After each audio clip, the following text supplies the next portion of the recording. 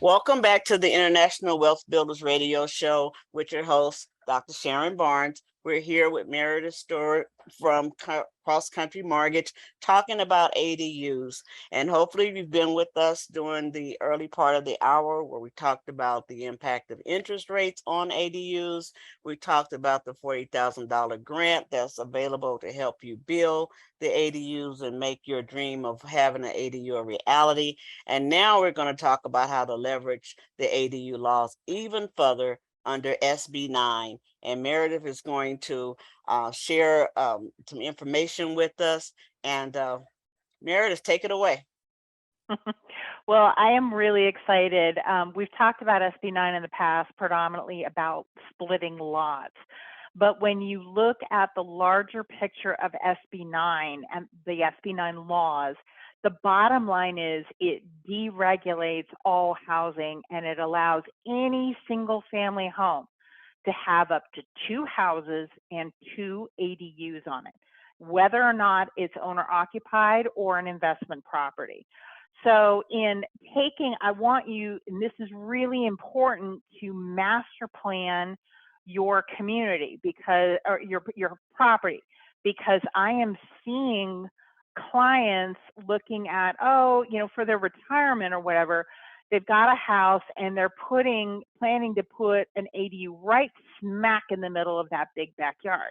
Right. And I want you to think more strategically about what you're going to do, because the other thing too is that an SB 9 unit is the same thing as a duplex, which is really exciting for mortgage purposes.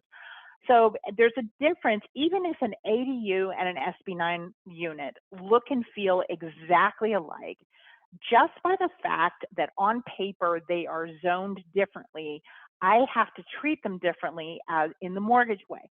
With an SB 9 unit, first of all, permit-wise, there's no limits on size. And the only difference is you have to add fire sprinklers, which, by the way, cheapens your insurance.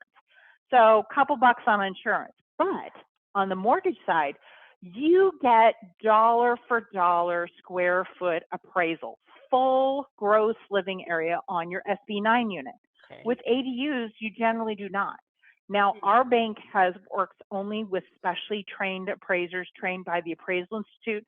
So we do get 75% at least of future value on the ADUs, but I'd rather get 100% of value, right? That can be $100,000 difference. Right. So the appraisal values and the fact that we're allowed to factor in rental income on the SB 9 units makes financing SB 9 units even easier than ADUs. So you can, so Meredith, you can get the count the rental income from day one on the SB 9, not have to wait 24 months like on ADUs? That's right. Okay. And in many loan types, you can never count rental income on ADUs. Fannie Mae is a classic one. So only Freddie Mac right now allows us to factor in rental income only after the ADU is built. Now, there's some non-QM loans and a whole bunch of other stuff which are allowing ADU rental income. But the larger question of SB 9 units is just sheer cash flow. If you take a single family home lot that's got a decent sized backyard, let's say you build, a 2-bedroom, let's say a 3-bedroom unit, that's probably about $1,732 per month, but it's $4,000 in rent. Wow. And then let's say you build, 2 junior ADUs. Maybe you convert the garage. That's $866 per month, and that's $2,400 in rent, maybe $2,200. That's potential monthly cash flow of $5,366 a month. Great. That's incredible cash flow. Yes, that's a great investment. Yeah, and so looking at your yard from a strategic level, even if you're having your own kids live in there, and you're like the Kennedys, right? You create the family compound, right, in Cape Cod, and have all these wonderful units, and the grandkids are playing in the central courtyard and whatever. that is far more cost effective to do as multiple units.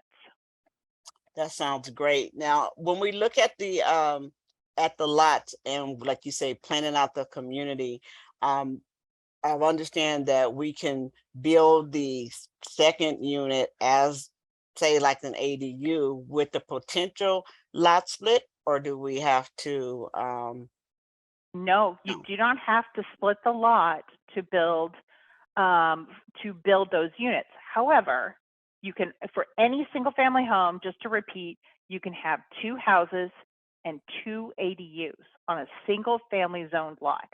Now, if your lot is big enough, yeah, you can split that lot and add another house on each one and have 2 ADUs on each one. So you can continue, and a lot of these aren't going to be our usual California one-story ranches. You're going to start to see people go up. That is ultimately where we are all going. So I think that makes a lot of sense in thinking about master planning, especially in the Inland Empire, where you've Yes. got a lot of former agriculture lots and things like that. We have a lot of Splitting yeah, we have a lot of deep lots. We have the rectangular that's almost 200 square feet long.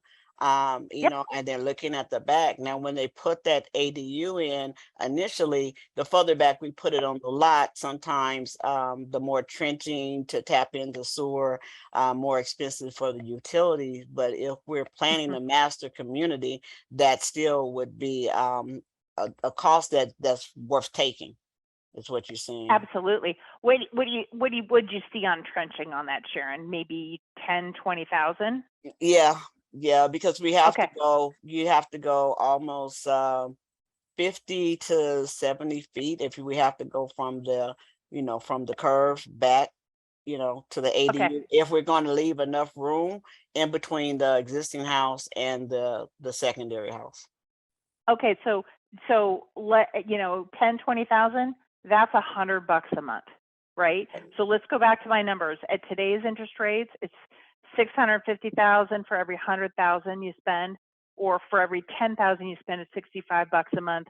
This time next year, it'll be $495. So let's have a nice rent of $50 for every 100, for every 10,000. That's a gonga. Yeah, And your renters are going to pay for all that. that's true. Yeah, and that's why we can't just settle with the simple math, because again, people talk, they want to know how much it costs, and they're looking at it as debt and not going through these calculations to see that in the end, your tenants are going to be paying, and we want to be the landlords and not the tenants. This is what we're trying to do. That's definitely true. Definitely true. So cool. Great. Yeah, but super important to master plan and think about what SB9 can do for you, not just, and you may not want to build now. That's okay. You may not want to build ever, but your kids might want to build. So where you be strategic about where you build that ADU on a lot. And let's go back to clarification. You were saying that you do not have to split the lot on the SB9 and still get 4 or more units? Yep. Okay. You can get up to 4 units. Okay. The 2 houses, unlimited size, and 2 ADUs, which size are limited. Now, ultimately, the federal guidelines are tricky, and I got to walk you through that. But ultimately, I think what the feds are going to settle on, Fannie Mae, Freddie Mac, all those guys, Fannie Mae sets the tone for the rest of the lending world. I think they're going to settle on 4 units, period. 4 units, 1 to 4 units is residential lending. Above that is commercial, regardless of what you call it, what you call that unit. Okay. And since you mentioned commercial and 5 and above, we do know that the ADU laws do apply to multifamily. Is it still, but they're taking like maybe 4 units and they can add a 5th unit or 25% of a multifamily. Are you seeing any of that, or can you talk about how the ADUs are applying to the multifamily? Yeah. So basically for every 2 units you have, whether it's every 2 units you have, you can basically add 1 additional ADU. Sometimes in some places it's unit for unit. So I've seen a fourplex be turned into an eightplex because they've converted the garages downstairs. Okay. Absolutely. Generally speaking, this is where it gets to be a gray area as to whether it's residential or commercial, because a lot of my investor loans can cover that. You don't have to go commercial. But to be honest, the commercial rates, lending is, even while the rates are a tad bit higher for sure, it's still worth it because the rent cash flow is unbelievable. Exactly. And I know some in the Inland Empire have had some clients that have taken the multifamily and they've converted the washrooms. They've put some of the renovated apartments have stackable washer and dryers in them. So they have taken away the washroom and converted those into living spaces, into ADUs, or like you say, garages. Now that we really, in a lot of places, don't have to replace the parking. They've taken those garages and turned them into ADUs. So if you have a fiveplex and you have a couple garages that's not used or whatever, you could actually turn them into 2 additional spaces and turn it, like you said, into a 7-unit or higher, right? Absolutely. Okay. So it's pretty, but when you start strategically thinking ahead and master planning your properties, that's where it really makes sense. Okay. And when we were And talking, by the way, I want to add, college areas are a particularly fantastic place to live because college areas, and by the way, there's a lot of pivoting as a whole to renting out individual rooms, not just on furnished finders, but also Zillow. I'm seeing a lot of people pivoting to what I'm calling medium-term rentals of individual rooms. Those individual rooms are renting up to, in San Diego, they're renting up to $1,800 a month. wow. In areas in Riverside. What are you seeing? Like 1,200, $1,000 a month? Yeah, if they're closer to the college, this depends. And if they're Yeah. short terms, we're doing that. So But I have generally some, like 800, yeah. 800 average for a room, but that's on the standard house that hasn't been modified. But when we're talking to some of the homeowners, we do talk about the amenities outside and laying the yard out. Some people are putting in pools, they're putting in the fire pits. I mean, if you're making it like a small resort, you can get greater rent if we go beyond just the living area, but also the common areas outside. But for the kids, I'm seeing a lot of people building 1,200 square foot ADUs, and they're fitting 5 to 6 micro rooms in with 1 bathroom and a kitchen in Wow. order to cash cow that thing. But the kids, I mean, they don't really care, Right.